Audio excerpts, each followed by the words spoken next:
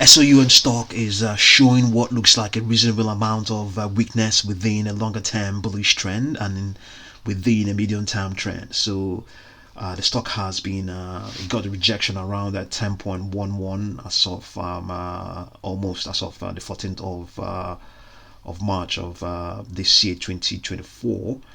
And we have also noticed that since NVDA disclosed its stake in the company, the stock has averaged a gain of around 25%. But going by all that is going on, we can see that we know for sure that the stock is currently trading below its 10-day moving average on its daily chart, and indeed below its 40-day moving average.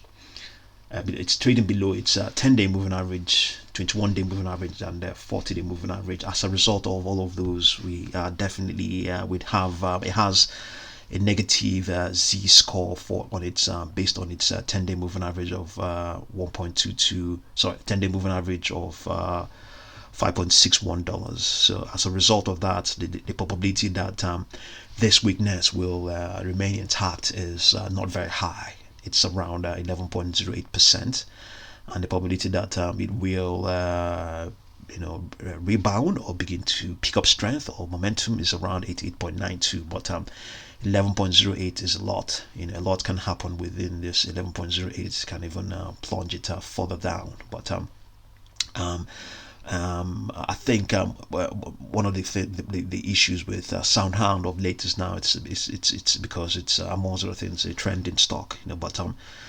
statistically, strength is expected to come in, and the probability that it will trade between 5.18 and 5.61 is around 38.92%.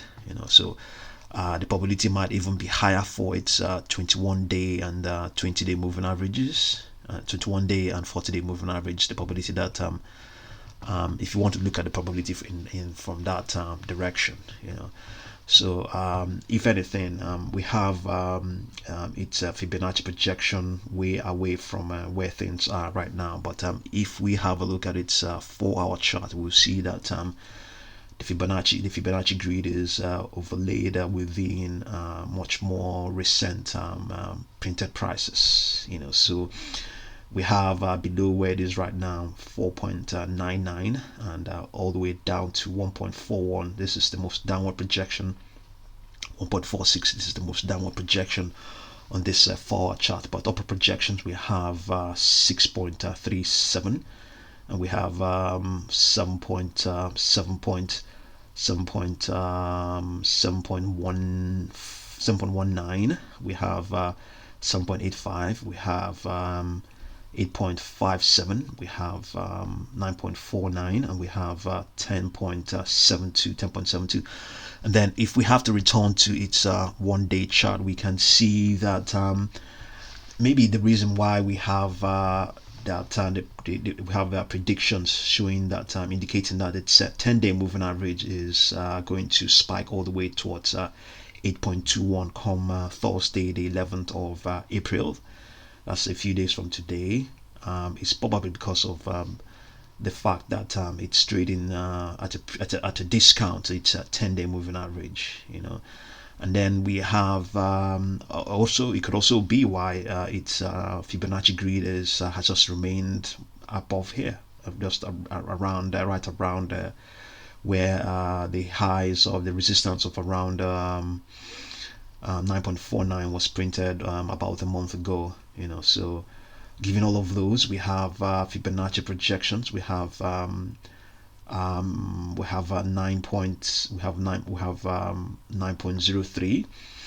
If it prints, if its 10-day moving average gets to 8, it gets to what did we got 8.21 or thereabout. If its 10-day moving average gets there, if that turns out to be true, then the price itself might reach 8.98, and if it gets there, the probability of it getting to 9.49 is always there. But if it breaks this resistance of $9.8 or thereabout, then expect higher prices. Expect 10.31 to be printed. Expect 10.72, and these prices are not its 52-week high, has actually printed higher prices all the way back to May of last year. It was trading even way beyond the current.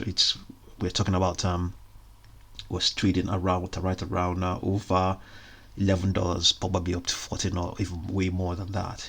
So let me have a look and see if we can pull down. Yeah, we have okay. This probably is its IPO price of IPO peak of IPO of around $15 or thereabout. But yes, they are still prices. Regardless, they are still prices. So yeah, statistically, an opportunity seems to be brewing. Seems to be brewing. There's a pattern in place here. Let's just call this one. But let's just say that a cycle seems to be a bullish cycle, or rather, a cycle. Let's say a cycle from the lows of around from the lows of early, or rather consolidating prices of around early February. Seems to if it seems to be one leg of a cycle, and then we now have a second leg that is still printing very much. But if it spikes, I mean, we could say if it spikes any further, then we can say that it spikes any further and breaks this resistance we have here. Then we can say that the weakness may have come to an end in the medium term. But as things stand right now, yes, the stock is showing a reasonable amount of weakness, but statistically a rebound is highly likely. But at the same time, doesn't mean that's going to happen. 11% probability is still a very is still a very reasonable amount of still holds a lot of events within it. Okay, so just have a look, and we'll continue to update you. Have a look at SoundHound, and yeah, let's see how it goes. Thank you very much for watching this video.